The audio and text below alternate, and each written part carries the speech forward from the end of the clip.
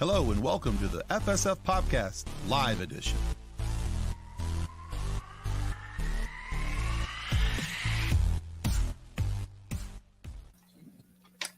Hello and welcome, kids and cadets, to the FSF PopCast. This is our tea time, and we are talking about Spider-Man tonight. So, of course, Spider-Man had to make an appearance on the show. Very excited about that. Spidey Ben. Hi, hello. Spidey Ben. Hi. Spidey Ben. Spidey Ben. Does whatever Spidey Ben does. can. I mean, it gets confusing because I'm technically a clone, but I thought I wasn't a clone, and the other one was a cone. But actually, that was the. We could go on this for hours. But anyway, hi, hello. Hi, hey, how are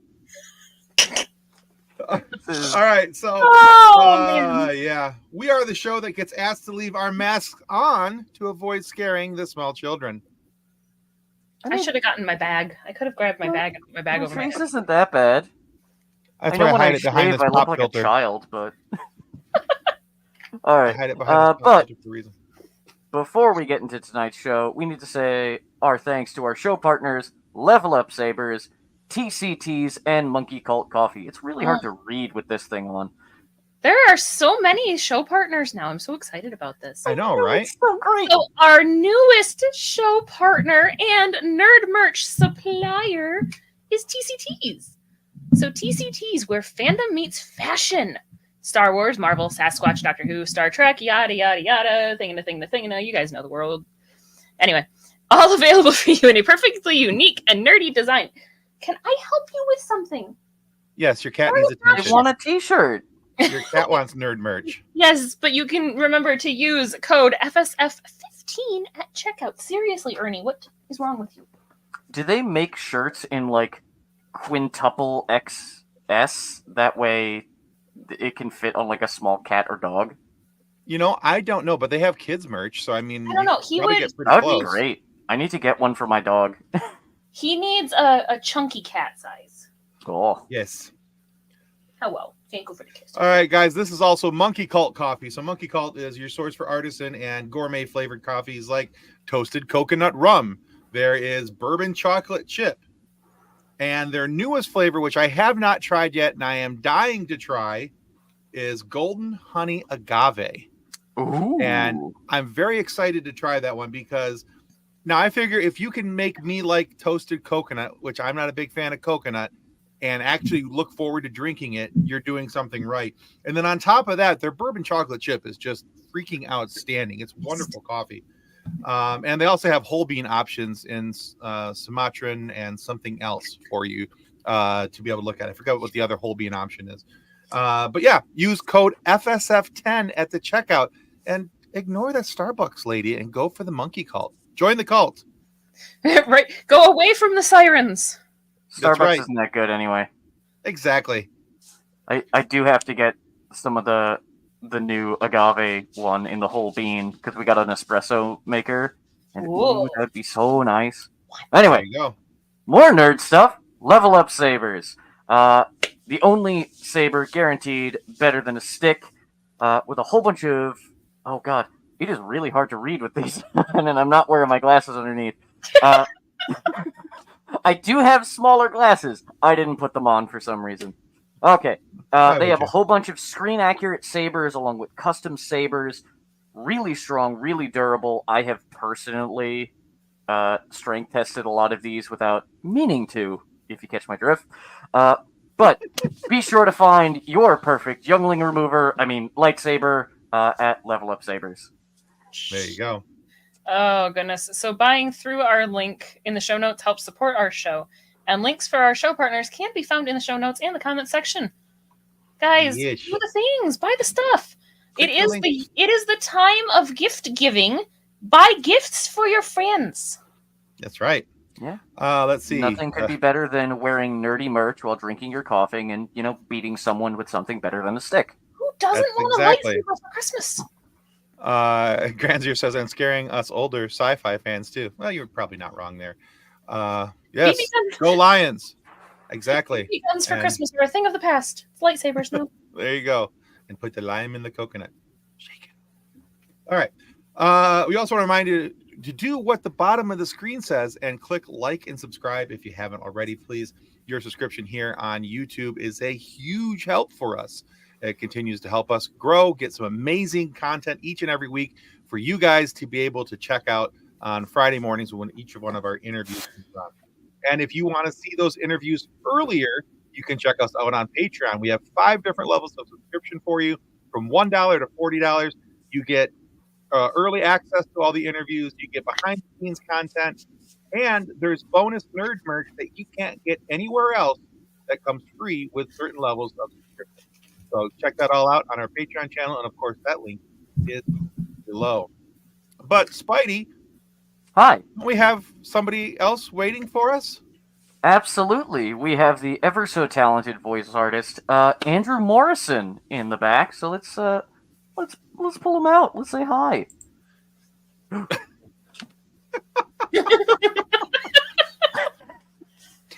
Right now, I wish I was in a Spider-Man suit so I could do the thing too, because not only did I love that in the last Spider-Man movie, but in Across the Spider-Verse as well, that whole scene, I about fell out of my chair laughing. See, that's the thing. It's not just a suit; it's a way of life.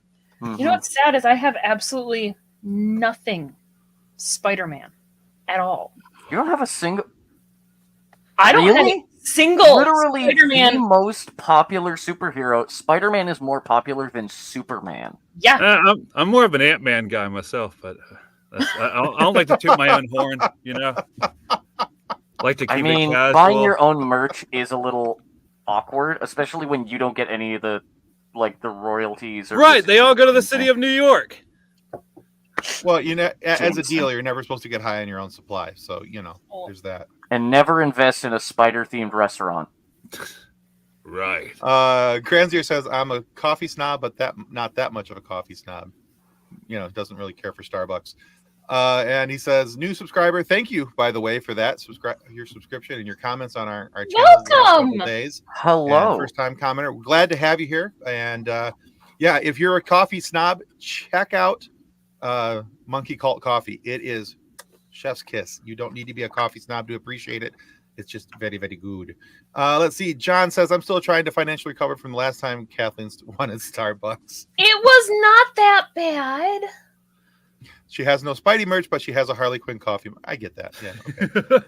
I mean, it's red and black, red and blue. It's kind of similar. I thought about using the Deadpool coffee mug just because of the jokes. That would have been probably more appropriate, honestly. It was dirty, and I didn't feel like cleaning it. It's at least adjacent. Same universe. And I do actually know that Deadpool, when little kids would say he was Spider-Man, would pretend that he was Spider-Man.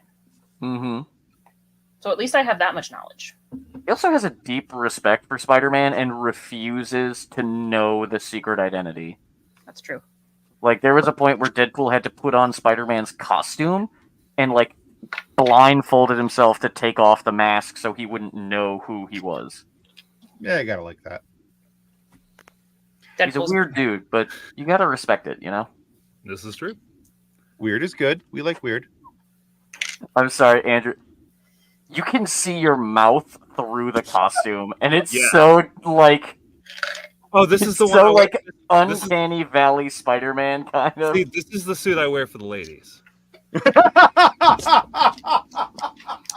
the Spidey lingerie. I get that. And John. There we go. So, do your webs come out of anywhere else, or? Oh, Jesus! All right, we're not going to get into the multiverse of madness with that logic. All right, Andrew, real quick, why don't you tell everybody about you and your awesome podcast, The Voiceover Coffee Shop? Oh, thanks. Hi, my name is Andrew Morrison, and I am a professional voice actor. I also host a podcast called The Voiceover Coffee Shop, where we sit and we have coffee, and it's not fan service. We talk about what actually goes behind the smoke and mirrors of what voice actors do. From Bob Bergen, who's voiced Porky Pig, to Bill Farmer, who's a good friend of mine, who is voiced Goofy. It's wonderful. We just sit and have coffee and talk about what voice actors actually do. It's actually a ton of fun. I'm a subscriber to the channel. I listen to all the episodes. And frankly, even if you're not a voice actor, there's a lot of cool behind the scenes stories that they talk about and things that are happening and how they got into it and why they do what they do. And so I enjoy it. So yeah, go check them out. It's a good and listen. if you'd like to see the face behind the voice actors, we also have it on YouTube. There you go. All right. And down in the show notes down below, you'll find information about Andrew and his voiceover coffee shop. So give him a little thank you. And go check them out. Highly recommended. Highly recommended. Thank you. Yeah, of course. All right. So our topic for tonight, as you may have seen, we have a couple Spideys with us. So obviously we're talking about Darth Vader. Exactly. I mean, clearly who else would we talk about? Influential supervillain ever. I mean, we could Darth Vader. I mean, we could totally talk pivot about to that. Yeah. We could talk about anything over a cup of monkey cult coffee. There you go. This all is tea easy time. From there, we have tea. That's Coffee some of on us your can show. Yes. Some of us can drink. I can't. Look, I'm just trying to shout out your sponsors, okay? And Well, much hey, maybe appreciated. Maybe we can get them on your show too. There we go. Can I drink There this? you go. This too? So so tonight's topic is Yes, I the can. many masks of Spider-Man. We're going to talk about Spider-Man from both an actual costume setting, but also what that costume may represent and how it affects the character of the person underneath the costume as well. So I'm actually really excited about tonight's conversation. And so let's get into it. Let's talk about the many masks of Spider-Man. So the first conversation point we have is we want to talk about how the Spider-Man, whether we're talking about Peter Parker or Miles Morales or whatever version of Spider-Man in the multiverse we're talking about, are all Spidey. They have the masks that cover their face, but it also affects the relationship. Spider-Man runs toward danger. Miles and Peter run away from danger. Mm-hmm. Mhm. That's one of those very difficult things when it comes to, with great power comes great responsibility, is you have this power. You have a responsibility to protect people with it. But that also means sacrificing your personal life for it. Right. But then you have the whole, okay, I have a responsibility to these people to save them, but I also have a responsibility to my loved ones to save them. They don't know the person behind them. Well, sometimes they do, depending on the comic you're reading. But for the most part, it just seems like you as a person are completely abandoning them. Whereas Spider-Man, or if it's Ghost Spider with Gwen Stacy, someone saves the day, but it's never you, technically. And see, I Right. think it has had, as far as like the Peter and Miles running away from danger, I think that's dual purpose there. Because one, we saw in the Holland version of Spider-Man what happened when his identity got released. It became a global crisis. And so avoiding that and avoiding the danger to go put on the suit to make sure that your family is not in danger, to make sure the people you care about, and to make sure the security of your identity is held is incredibly important to the responsibility of Spider-Man. Now, the other side of it is most of the running from danger they did was when they were first adopting themselves from being a high schooler to being the responsible person for taking care of danger. So before that point, they were always the person being bullied. They were always the person getting in trouble. They were always the person that somebody was after. And so they weren't used to being equipped with the ability to defend themselves.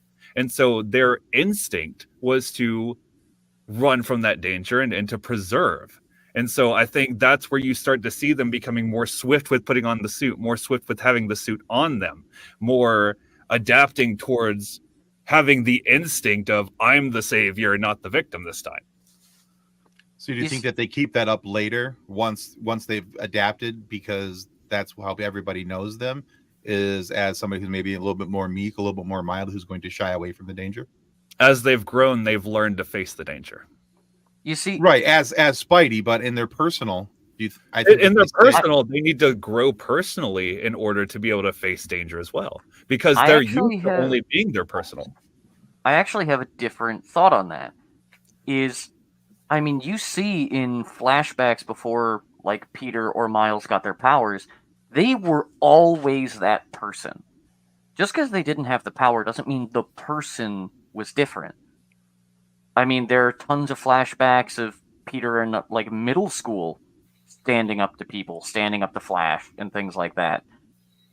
But this is where true. the many masks of Spider-Man includes the person behind the mask. Puny Parker is a mask. So when they go, oh no, Doc Ock's attacking, Peter Parker's going to run away, that's a fake version of Peter. The real person is this.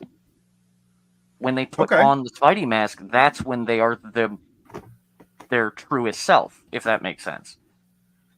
Okay, I'll get with that simply on the basis of this past weekend. So knowing that we were going to be doing this, I sat down and I started binging all the Spider-Man movies, the live action movies. And so I went through the Tobey movies and I went through the Garfield movies, and I was getting ready to start on the Tom Holland movies. And one of the things I appreciated most, I think, about the Andrew Garfield movie is exactly what Ben just talked about. In his movie, you see him standing up to Flash. When the kid is out in the outside the school eating lunch and doesn't want to eat something, and Flash is, trying to make him eat it and being a bully and all these things, and then he calls him Eugene and gets his butt kicked for it. But he got him to stop picking on the other kid.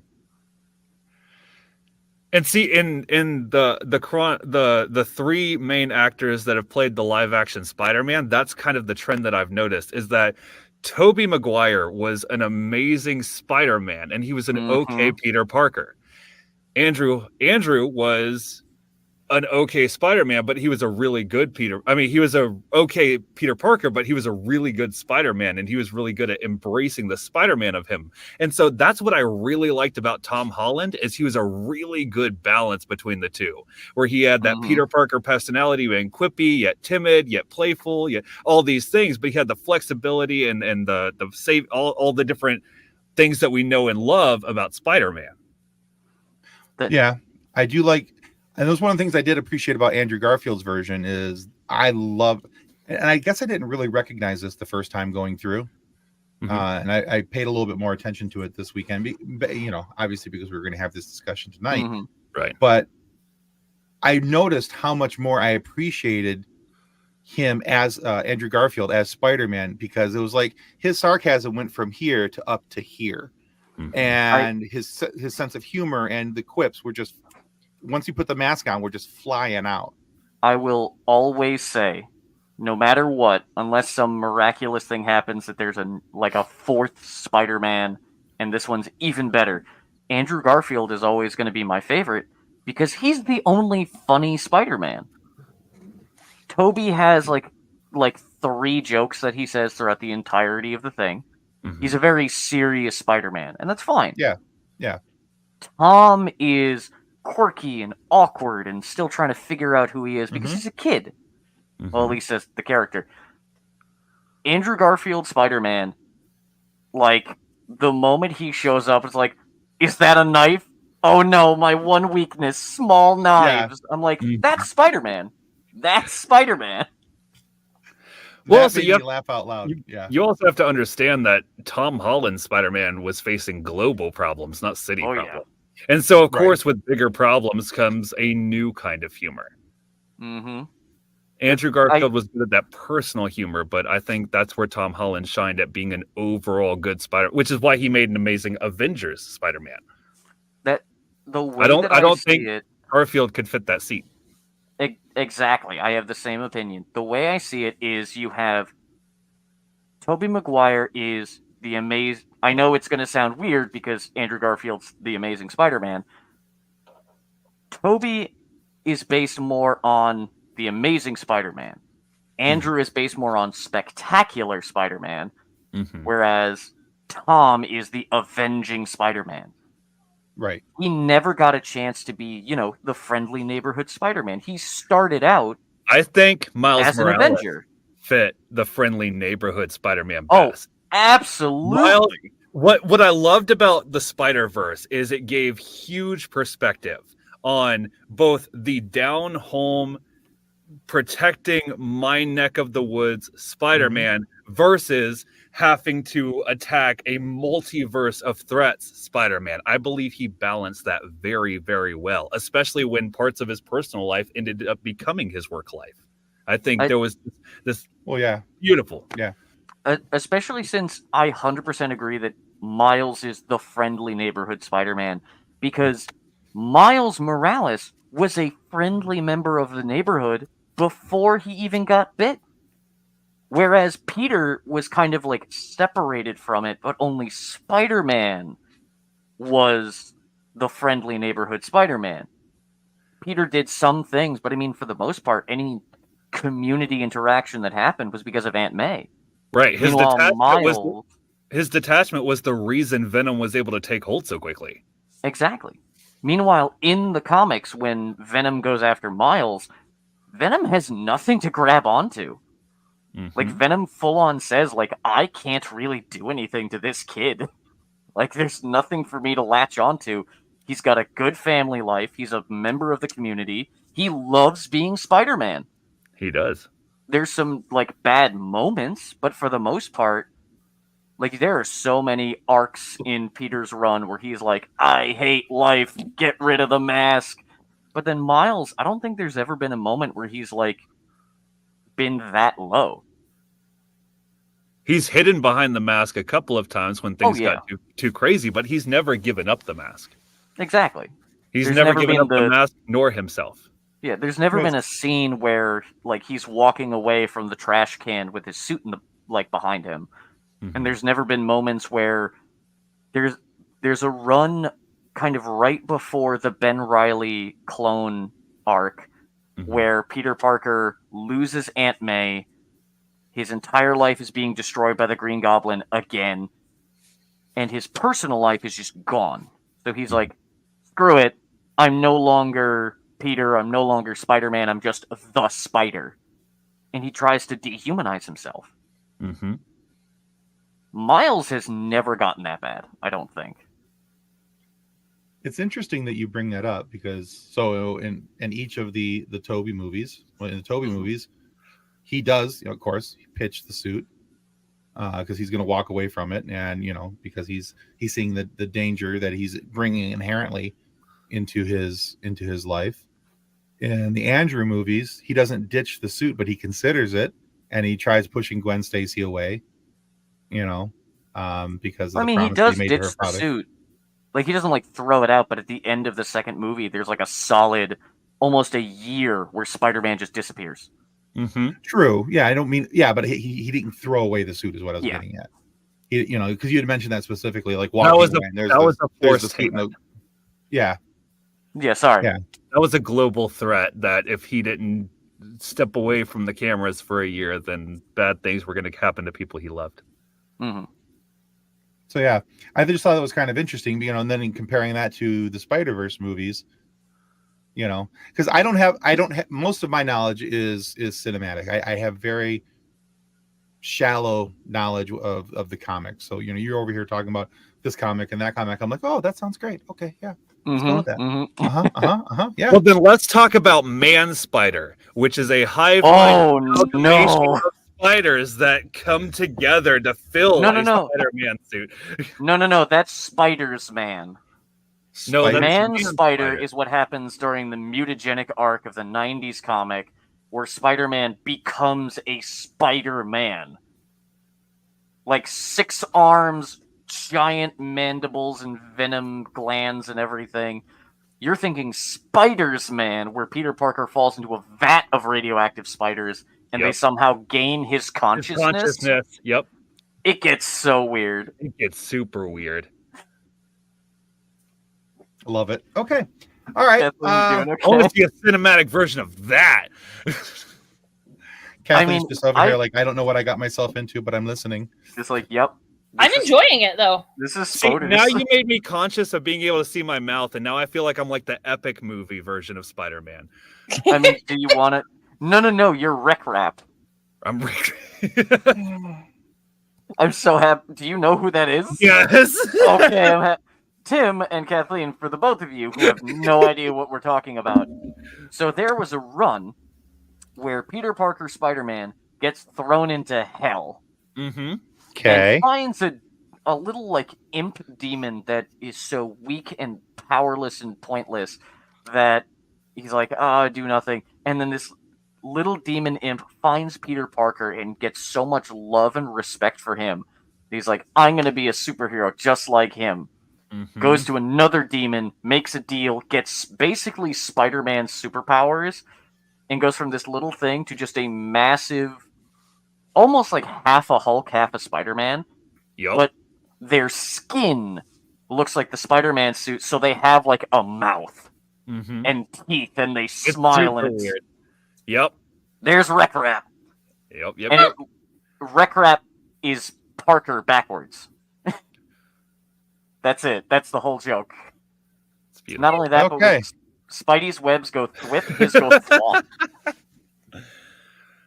So every time he shoots a web, it just goes flop, flop. He looks like a Spider-Man and a Ninja Turtle fused. A person whose body is made of tens of thousands of little spiders makes notes for that. Oh. Oh, great. We're going to find that in our Star Wars game. Yeah, that's lovely. Granzier asks, what about the early 80s Spider-Man cartoon? Did you enjoy that? Yes. Oh, that was such... Mhm. Well, hang on. Which one are we talking about? Every single decade, there is at least 2 or 3 Spider-Man shows going on all at once. If you're talking about Spider-Man the Animated Series, that I would say that is kind of 80s to 90s. Or are you talking about Spider-Man and His Amazing Friends, where it's Spidey, what's her name? Firestar, something like that, and then Iceman all living as roommates. Yes. And that's Okay. what I watched when I was a kid. And now there's Spidey and His Amazing Friends as well, but it's tiny. Different. It's tiny. Yeah. That was in It's that Teen was in Titans 1981. That And to be version of fair- Spider-Man I'm familiar with because it's one of my daughter's favorite shows. I actually really like that version. Like the newer, like, chibi 3D Spider-Man and His Amazing Friends. Because this is also the first time that Marvel has fully committed to Ben Grimm, the Thing, being Jewish. Mhm. I think there's like a Rosh Hashanah episode where they have to help Ben Grimm do something. And I thought that was great. That is pretty cool. It is also weird because, technically speaking, Peter Parker is also Jewish and receives a hand-drawn Hanukkah card from Ben Grimm every year. That's cool. You can look it up online for the Ben Grimm Hanukkah card, and he sends it out to the only, like, 3 Jewish heroes of Peter Parker, Moon Knight. Oh god, there's one more. Who am I thinking of? What was that, Mimi? Kitty Pryde. There we go. My wife bailed me out on that one. Awesome. Yay! So there's, despite almost all of Marvel being made by Jewish men, there are only like 4 canonically Jewish characters. So, I mean, if I'm going to be completely honest with the current Spidey and His Amazing Friends, honestly, what like really got me about it, with my very limited knowledge of Spider-Man, was the day that my daughter was watching it, and I'm sitting there, and I'm like, I know that voice. As the theme song's going, I'm like, I know that. That's Fall Out Boy. Mhm. Yep, that is 100% a thing. Like, wait a second. So then I was more interested in it because Fall Out Boy got my attention. But You'd be surprised how many like mid 2000s bands make theme songs. oh yeah. Like Simple Plan did What's New What's new, Scooby Doo. Scooby-Doo? Mhm. Bowling for Soup does the Phineas and Ferb theme song. Yep, and then you got Yep. Fall Out Boys doing this. Oh yeah, they're yep. Yeah. Wonderful So- show.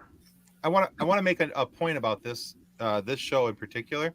Well, both of them, Spider-Man and His Amazing Friends, and Spider-Man the animated series. So, in a shameless plug for our show, we've had the opportunity from Spider-Man and His Amazing Friends. We've interviewed Pat Fraley, who played the gamesman.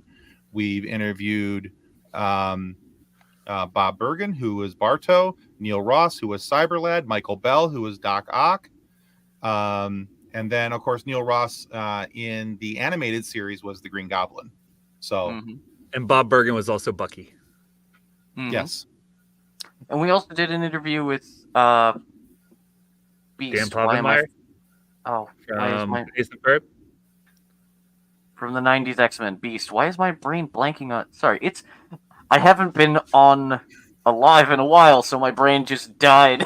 Yes, George. God. Wait, did nobody get Ben the script? Hold on, I think I have it. We have the script, but it's literally just our sponsors. And then there we go. And technically there we go. That guy. The 90s X-Men were also in the 90s Spider-Man during the mutagenic arc, which was so great because there was a whole episode where Spider-Man and Beast they had a heart-to-heart, and then everything went to hell real quick. All right, so let's go back to the actual topic of Spider-Man. Why would we do that? We never stick to our topic. Well, we just talk about ourselves so much. Yeah. So pretty much. I literally learned how to read through Spider-Man comics.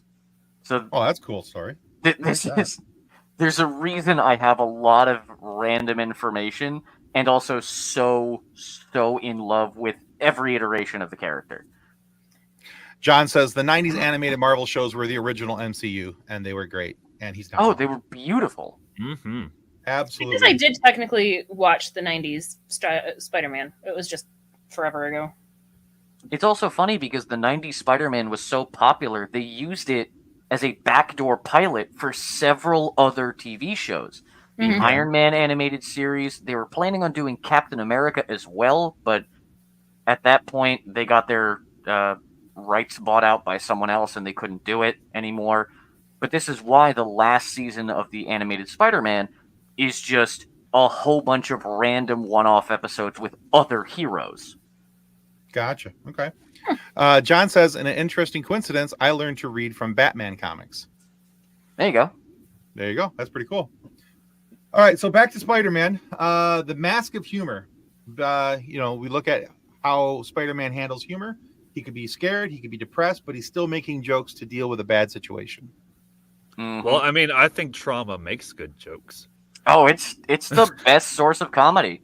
Trauma and depression. Those are the two things you need to be funny. It's a special form of humor. If you can't make, dark humor is my specialty over the last about 5 years. So I was already pretty good at it, but the last 5 years have really helped just top it off. But also, if you make the jokes, then nobody else can. Well, there's also that.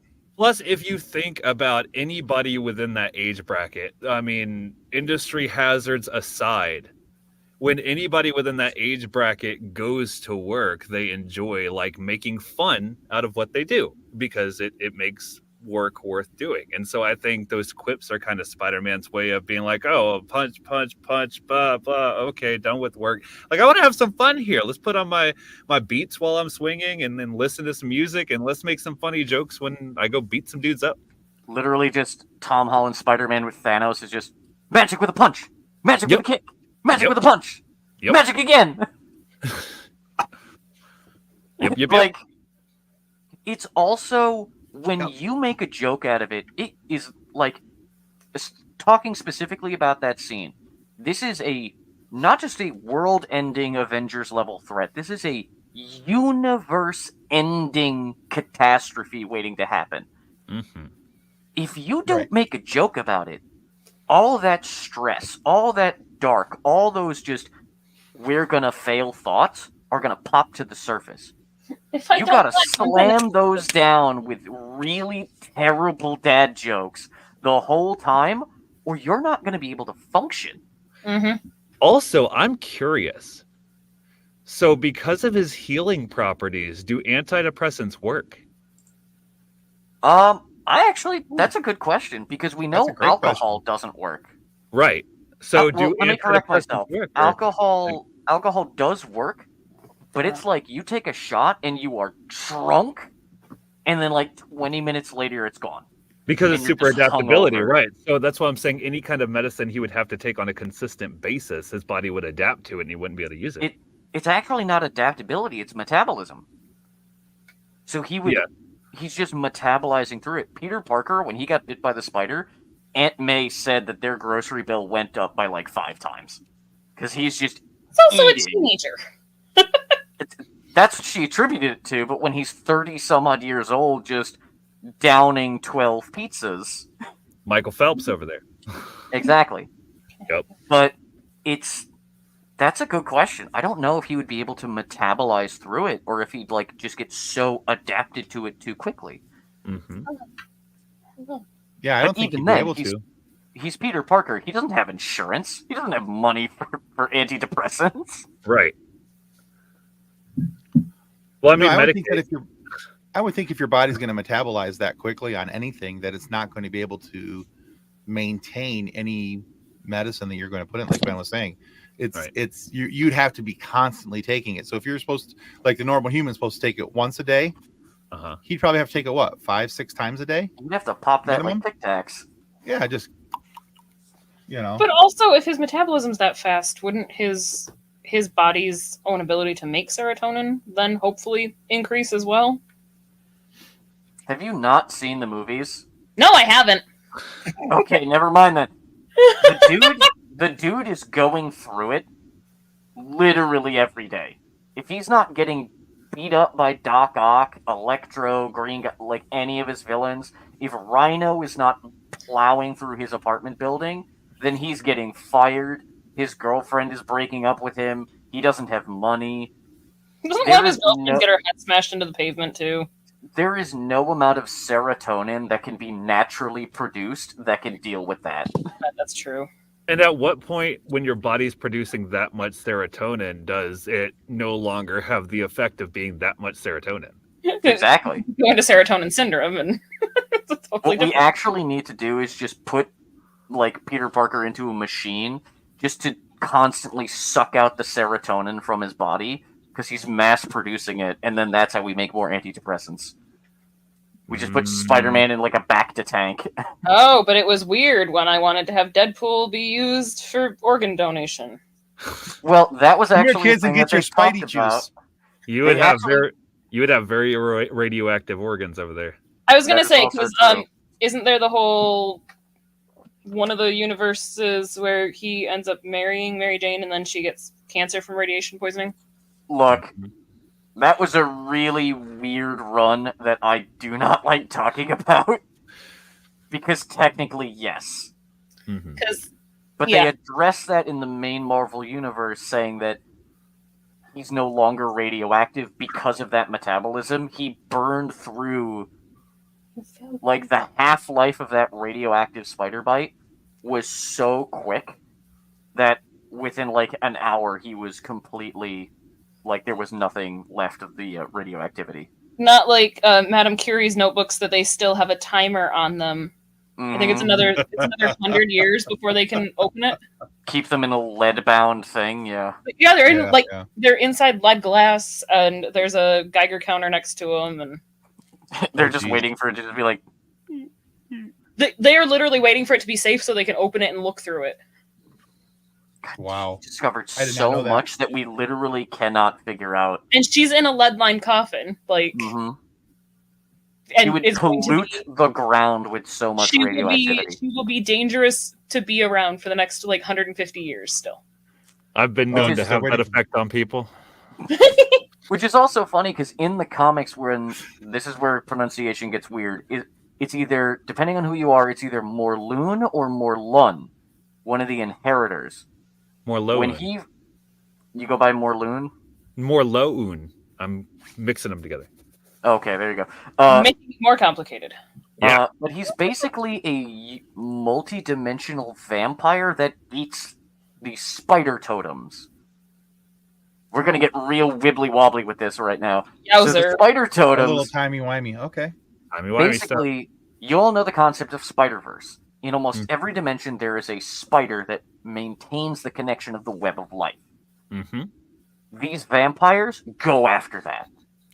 Now, the thing is, the universe will always correct itself and create a new spider totem if the original spider, like, dies. Sounds like a buffet. That's exactly the point. But they are like vampires, they need to constantly feed. The 616 Spider-Man is the only one to have ever defeated Morlun because of that radioactive spider bite. So many others are by magic or crazy demon pacts or just happen to do certain things, or they're just born with that. They're a mutant. With Peter Parker, when he found out that the radioactivity could hurt him, he intentionally, like, almost blew himself up by getting the equivalent of a nuclear radioactive explosion inside of himself, and then let Morlun bite him, which poisoned him, and then he had to run back to his home dimension to heal. Stranger things have happened. But then literally within like See what you did 4 there. hours, Aunt May showed up to say hi to Peter, and the radioactivity was gone. Like, he burns through it that quickly. Interesting. Actually, yeah, that was another thing that was brought up in another comic, where the power of the Hulk was transferred to Peter Parker because he's susceptible to radioactive energy, like gamma. Okay. There's a lot going on. But anyway, I'm noticing. All right. So it's almost quick like question. my entire life is built around Spider-Man. Would not have noticed, not even a little bit. There's worse things, Ben. The name didn't give you away.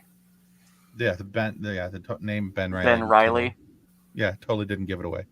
All right, so quick question for you: with the movie that's coming up, Madam Web, what are you guys' thoughts on that?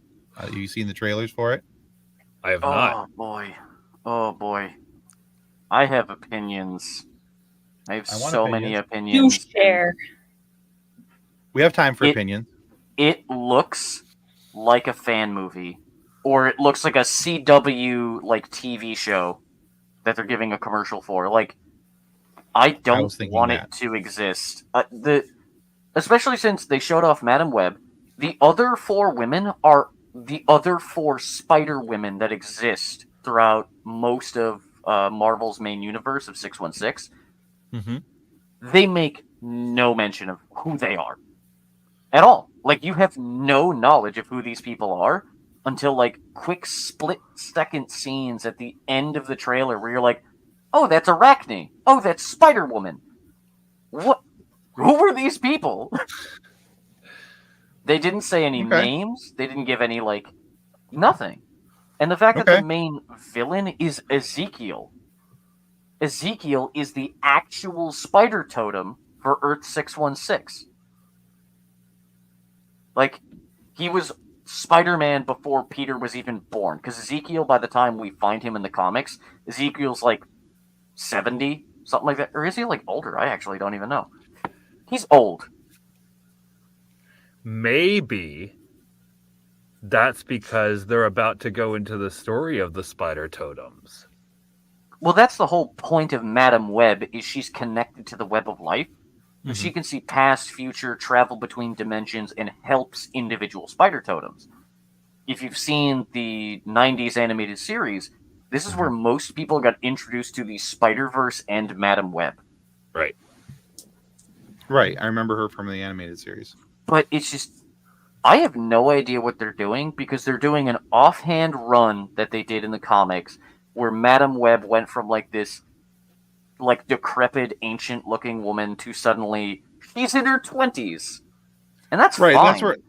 That's where I was kind of lost. That's why I was asking about it, because my knowledge of Madam Web is from the animated series, and she looked like she died 3 years ago and forgot to fall over, and now it's being played by Dakota Johnson, who is much younger. And yeah, so and Granzier says we got to get the Spider-Man jingle here. Actually, if you go back to the beginning of when you watch the replay, Kathleen and I may have sang it earlier. We did Spider-Ben at least. We did Spider-Ben. So yeah, so there's that. Yeah. Let's see. I actually totally ended off up topic. doing. Ben needs to be Spidey in a fan film. I've legitimately forgotten that I know the guy behind the mask a few times tonight. He's not wrong. The hand motions, the way you sit there, the way you've been moving and everything. Yeah, you're out Spider-Manning me by far, dude. That's actually a thing I had to learn. So a lot of what we know as like interacting with people comes from our facial expressions. I don't have the automatic squinty eyes of Tom Holland, so That's true. adjust for that, I have to over-exaggerate everything I do. I'm also using a technique used by Andrew Garfield where I'm tilting my mask in certain ways. So if I tilt it like this one looks, by the way, this one looks a little closed, this one looks a little open, so it's almost like a squint. And if I tilt it down, it looks more aggressive, more like angry eyes. If I tilt it up, it's more open and more surprised. So that's why I'm moving around like that. You might have a little bit of issue because you got like I'm super very exaggerated eyes. I've got Wolverine going on over here. But it's also people can see your face. You don't need to do the over-exaggerated movements. But this is another thing they do in the Spider-Verse movies is when they have the mask on, you can see them like do really exaggerated stuff. Like when Gwen meets Miguel, and she's like, "Oh, you're from another dimension? Really?" See, I feel like I'm more exaggerated motions. I feel like I'm more in like the handmade suit that Tobey Maguire made before he went fighting. Like, Bonesaw's ready. Bonesaw, I got you in here for 3 minutes. 3 minutes. Oh god, that destroyed my throat. It normally wouldn't, but this is incredibly tight. All right, let's hit one last topic point here, because one of them we've kind of been weaving in and out of the rest of the conversation. But let's talk about the mantle of responsibility, along with that being the weight of the world. What Spider-Man has to face, whether it's the friendly neighborhood Spider-Man version or the avenging Spider-Man version. How does that mantle of responsibility affect Spider-Man, Peter Parker, Miles Morales? It crushes him. Mm-hmm. It doesn't matter if it's Peter, Miles, Gwen, Miguel, Ben. It doesn't matter who the Spider is, because it's not just the weight of the world as Spider-Man. It's the weight of the world as the person behind the mask, too. Right. If you're saving the day from Doc Ock, you missed Aunt May's birthday. If you go to Mary Jane's dress rehearsal, you accidentally let Shocker rob a bank. There's no winning, and that's the weight of the world, that it's not just one world. You're juggling everything. Right. But no matter what, you have that responsibility. And that's another thing that I liked about Tom Holland's Spider-Man is in parts where people had to learn not to be so reluctant. Tom Holland from the get-go was very, it's my job to deal with this. I'll ask questions about the consequences later. Mm-hmm. And that's a very, like, young Spider-Man mentality. Mm-hmm. Just, I'll deal with that in a minute. I gotta do... It's the... There was a quote that Brennan Lee Mulligan said. I don't remember where he got it, but he was like, I keep putting out these fires when I should be focusing on building a fireproof house. And he's like, and I'll get to that once I put out all these fires. Yep. And that's the young Spidey mentality. If instead of building a system where this won't happen, you're just going to keep stamping out the little fires that keep popping up along the way. Okay. Is there a system where that wouldn't happen? What would that system look like? You actually get a lot of this in the... what's the... Big Time. Spider-Man Big Time, right before Superior Spider-Man. Peter is working for Horizon Labs and then eventually makes his own company of Parker Industries. He's giving supervillains jobs. He took out Shocker, he took out Electro by giving them jobs. So now they're not being supervillains. Now Electro and what was the name of the... I don't remember it's like a D-list supervillain that Spidey has fought like 3 times. But he was about to rob a bank, and it wasn't Spidey. like, Spider-Man didn't stop this guy. Peter Parker showed up and said, hey, I know who you are. You just got out of jail. No one's giving you a break. Here's my card. Show up tomorrow, and I will give you a job. Like, 2/3 of his villains ended up working for him. And that was great. And then everything got messed up because of Superior Spider-Man. Doc Ock took control of Parker's body. And granted, I loved the Superior Spider-Man run. But he literally undid all the things that Peter was doing to set himself up so he didn't have to stomp out little fires. Okay. So the key to saving the city is give the villains health insurance. Society makes the criminal. That's I mean, true. think about it. Look at the That's stories. Like, look at Sandman. Mm-hmm. He only became Sandman. Well, depending on which version you're looking at. Right. If we're talking about the movie with Tobey Maguire, he became Sandman to protect his daughter. Right. Yeah, she was needed sick money. and he needed it. Yeah. That was it. Meanwhile, if you look at like comics or even the Spectacular Spider-Man cartoon, he just wanted to be noticed. He wanted a big score so he can get the attention that he never got. Right. He even says when Sandman dies in the comics, he literally just turns to sand. His body can no longer hold itself together. And he says that his mom would bring him to the beach to build sandcastles so she could make drug deals and stuff. His mom never cared. The dad was out of the picture. He wanted people to care. That was it.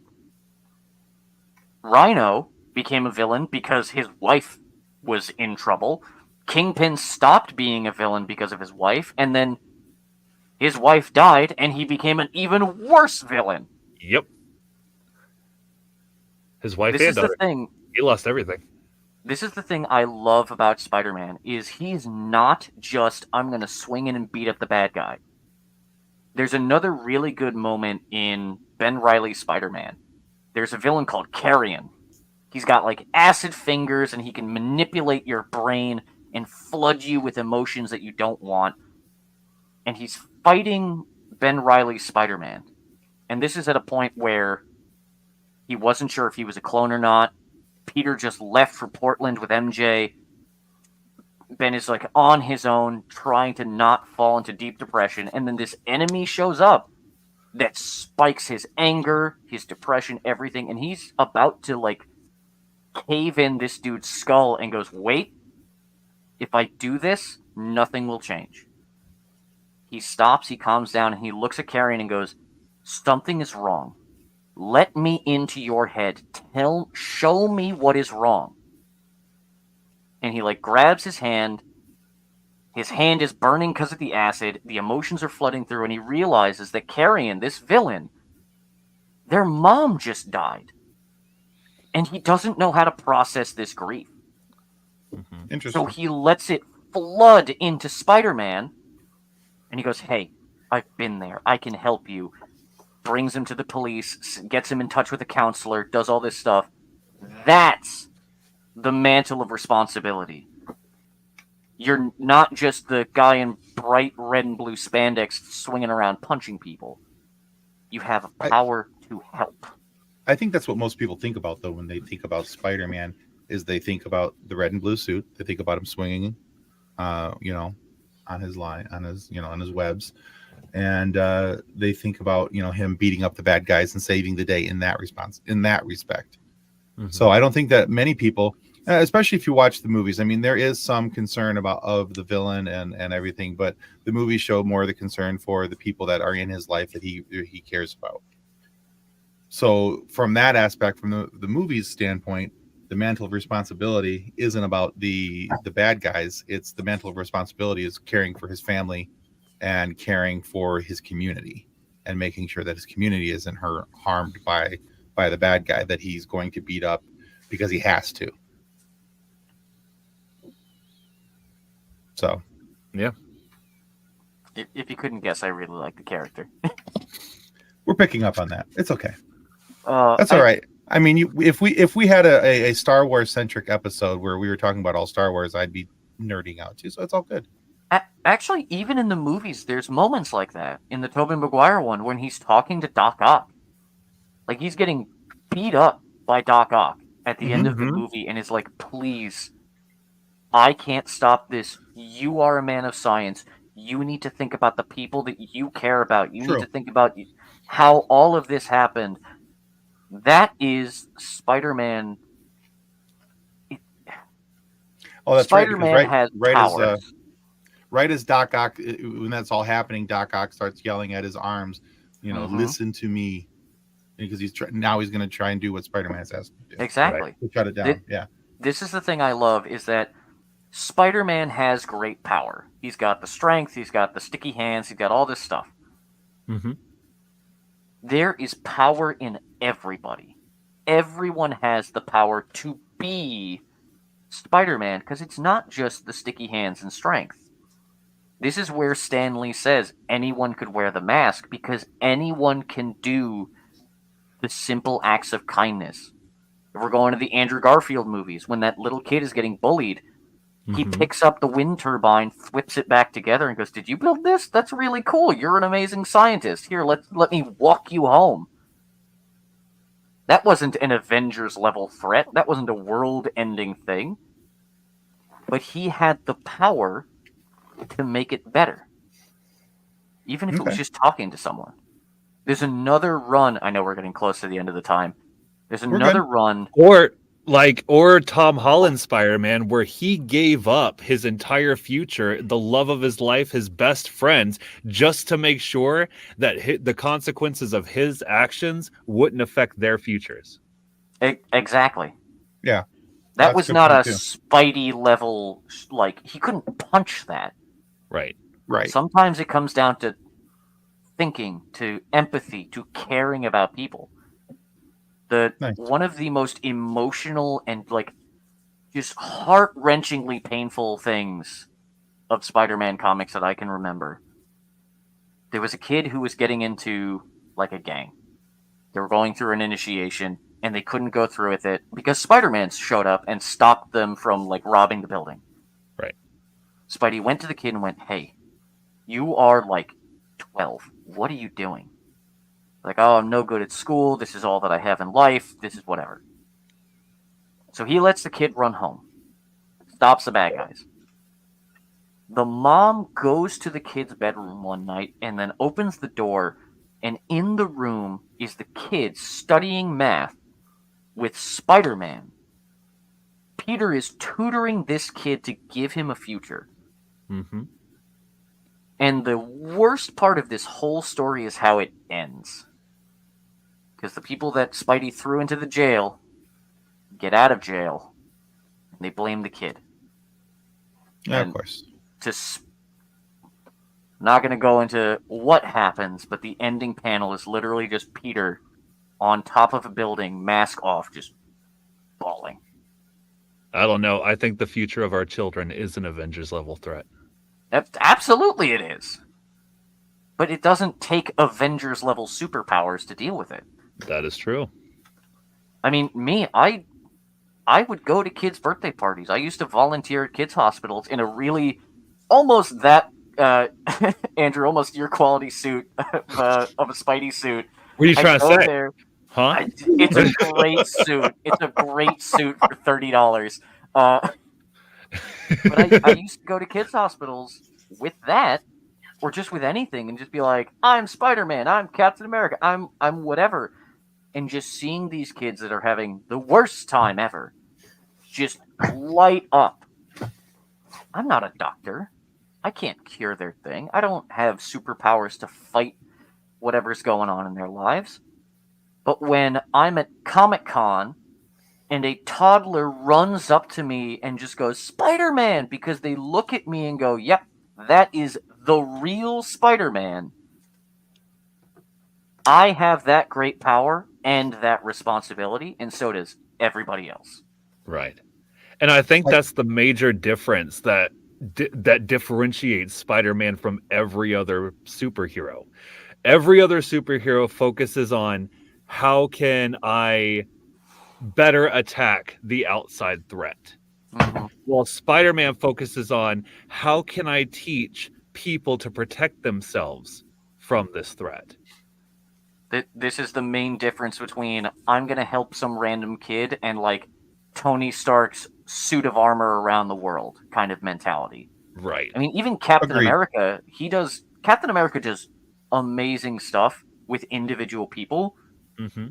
but he's Captain America. There is a like Grand Canyon level chasm between the every person and Captain America. Right. Whereas people have full on seen Spider-Man rip his suit, get thrown into a wall, accidentally spill mustard on his costume. He's a human being. That's what makes Spider-Man so great, is that they didn't leave out the humanity. Mm-hmm. Where I so like many that. heroes are either metaphorical gods or literal gods, if we're talking about Thor. Right. No, I get it. That's good. I like it. This is a great talk.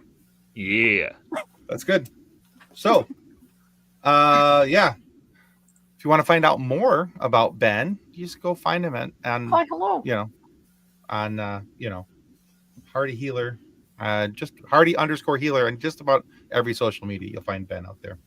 I do my best. As a reminder, guys, if you haven't already, you need to sign up to win our loot. So we've got 5 of these right here to give away. Go to fsfpopcast.com/contact, and that will give you the opportunity to sign up for our email list. If you're part of our email list, we pick random emails every single month and give away stuff. This month, I've got 5 of these Blu-rays to give away. So within the next week, I'll be giving this out. So if you haven't signed up already, fsfpopcast.com/contact and sign up for our monthly loot drawings. You can't win if you haven't signed up. And Grandier says, in case I missed your outro, thank you, Kathleen, Tim, Ben, and Andrew for the live stream and dialogue. Can't wait to hear more of your past and future interviews. Cheerio. Thank you, Grandier, for sticking around. Have really enjoyed your involvement with the show the last Welcome last little to Our Crazy, and thank you for sticking around for the whole thing. Exactly. I'm very hopeful you come back to more of our just unhinged. Oh, there's definitely unhinged. You want to do the Tobey Maguire dance? The amount of times that I just do everything of like the. I am not that flexible to do the hip thrusts. But I love it. I love it. I love the meme. I love the meme so much that when you drop something and quickly grab it, and you just do the and you like try and do little webs, and you're like, is it gonna do a thing? Nice. Every time I drop something, I quickly grab it and just. We've got some interviews coming up in the next couple weeks. These aren't going to be aired in the next couple weeks, but these are opportunities for you as our fans and listeners. If you have questions that you want to get in for these guys, we'll do our best to try and get as many on as we can. There is Matt Lucas, who is the voice of Anakin Skywalker from Star Wars Clone Wars, the 2D version. Matt Lanter is the Clone Wars Disney and Cartoon Network version. We have Bill Farmer coming up, which is the voice of Disney's Goofy. Michael Whitwer, New York Times bestselling author and brother of Sam Whitwer. And Michael just sent us a couple of his books, and he was kind enough to autograph them as well, which was really cool. Ooh, very nice. Yeah. And then John Billingsley, who you may know from Star Trek Enterprise as Dr. Phlox. So, yeah, we've got some really cool guests coming up. And, so just some cool things coming up. Make sure that you guys are tuned in for that. If you want to get your questions in, you can comment on our Facebook page. I have that picture up, and you guys have opportunity to comment right there on that on our Facebook page for the FSF Popcast. What happened last Friday, Kathleen? Lots of things, probably, but you haven't to talk about the one that you've got written up. There's one in specific that I'm waiting There is, for. and it's actually really cool, and I'm really proud of it. We are all really proud of it. Last Friday, we aired our interview with Lexa Doig of shows like Andromeda, Arrow, and Stargate SG-1. Lexa tells us about her life, her work on Andromeda and Stargate SG-1, along with her desire to be a Funko Pop. And how could we forget our conversations about the cat distribution system? It's real, and it delivers, whether or not you want it, and then you end up with a feral little house goblin that decides to jump on your shower curtain and swing on it like Tarzan to attack the cat in the litter box. That's an You actual had part the of perfect conversation. setup, and you went with Tarzan? Because it's more Tarzan than Spider-Man. Fair. Spider-Man is a little more dignified. And I'd like to point out one of the reasons why we're so proud of this episode. When the camera's rolling. Yeah. This episode went live Friday morning at 12:01 a.m. Since Friday morning until now, it is now our number one viewed episode ever, which is just insane. Lexa is amazing, and we are thrilled that she came on the show. Honestly, we could have her back once a week. We have so much that we tried to squeeze into an hour of conversation with her because of how many cool things she has been a part of. Like, we only touched the surface of Stargate and Arrow and Andromeda and all that. Yeah, Lexa Doig is fantastic. Her interview is top notch. And she, by the way, there's some stuff on our Patreon from her that is just, she has a fantastic sense of humor that doesn't need to be scripted. She's just got it up there. She's very extremely quick-witted. So, Not to mention just like incredibly nice. yeah, super kind, like super sweet. Anyway, so you can still find that episode of the FSF PopCast on our YouTube channel and your favorite audio podcast providers, such as Good Pods. Woo, good pod. And remember, your subscription to our YouTube channel is a major help, so please don't forget to absolutely demolish that subscribe button. I have to do that because I'm hoping that people will hit the like button. Also, hit like and comment, subscribe. We love it that you watch our videos. It's so nice because the more you subscribe and the more you like and comment, the more we can do this. And That's right. we are so close to our 1,000 subscriber mark on our YouTube channel. We're like right So there. close. We're like right there. Go subscribe, guys. What are you waiting for? Do it. And Yeah, we have some sort of celebration for the 1,000 subscribers, since apparently Tim doesn't want to do a song and dance number anymore. How about we that? we're at 962. We are 38 subscribers away from 1,000. When we said anybody can wear the suit and anyone can be Spider-Man, part of being Spider-Man is subscribing to this podcast. Mhm. That's That's a part big of that part. great responsibility, yeah. That is. Porsche. Absolutely. How about this? If we get to our 1,000th subscriber, I will do a completely unhinged, like, fantastical rant about the Lord of the Rings for as long as Tim will allow it to exist. This could be like a 4-hour-long episode, but it's gonna happen if we hit 1,000. I'm down. I'm game. Absolutely. All right, and as a reminder, this upcoming Friday, and I'm not poo-pooing that idea, Ben. I really am game for that. I think that'd be a whole lot of fun. Super fun. I said poo-poo. This upcoming Friday, our guest is the amazing Kenny James, who is the longtime voice of the Koopa King, Bowser, for Nintendo video games. Of course, he was not in the movie because they got Jack Black to do it, and he was okay, I guess. But you know, Peaches, but peaches. Can we get But Kenny we James talked with- to do the Peaches song? actually, I would love to hear him do it. I think it'd be That would be great. But we talked with the Koopa King about his work on anime, because there's a ton of anime that he's involved with, which for some reason didn't show up on his IMDb register. But he's literally, if you look him up on any other voice actor type website, you will find just a hassle of anime projects that he's been involved in. And also we talked to him about the rumors of some work on some Doctor Who audio programs as well. There was a lot of cool ground that we covered with Kenny. Amazing guy. But if you don't want to wait until next Friday, you should probably check out our Patreon page probably tomorrow night. and you will find that interview, both audio and video. And we'll try and get the if we have any bonus behind the scenes clips, we'll try to get those up right away as well. But we focus on getting at least the early access stuff up as early as possible. So, but yeah, so check that out tomorrow. Hopefully tomorrow night on our Patreon channel. And again, that link is at patreon.com/FSF Popcast. I have it on good authority that it's almost done being edited. Yeah, I think we had the same authority talk to us. So, but yeah, probably that guy's pretty cool. I like him. He's I think I'll keep him. He's I. Our 9th anniversary is next month. Oh, that's right. Yeah, it's coming up. Yeah, and my 26th is in 2 months. So there we go. Andrew, hey, remind everybody about you and where to find you and why they should talk and go hear you talk to them. Yeah, so you can find me at the atlantavoiceover.com, or you can find my podcast at vocoffeeshop.com. I really need you guys to go find it, because while they have an editing team, I just have a cat that does all my marketing, and he's not doing a great job. So, but yeah, vocoffeeshop.com or atlantavoiceover.com.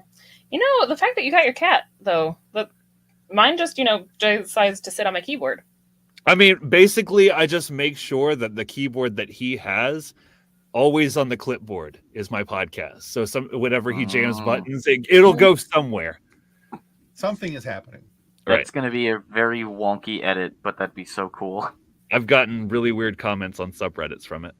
It's somehow worse than like monkeys with typewriters. Oh yes, because cats somehow are not judgmental than monkeys.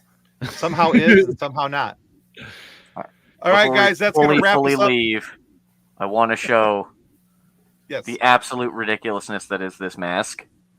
Okay. Hang on, it's stuck. No. Beautiful. You didn't see that. I saw your beautiful one eye. I love doing that when people are just like, "Oh, you look so cool." Thanks. Oh, it deletes the background. No, that's really creepy. All right. So one last thing, and then I'm gonna play the our conclusion. So when that happens, and it's happened several times during, around your head, the things go off. It looks like your Spidey sense is going off, and it's really trippy. Yeah, a little bit. I mean, wait, so are they adjustable? Can you flip them upside down? They're magnets, so I mean, technically speaking, I can just stick it to the.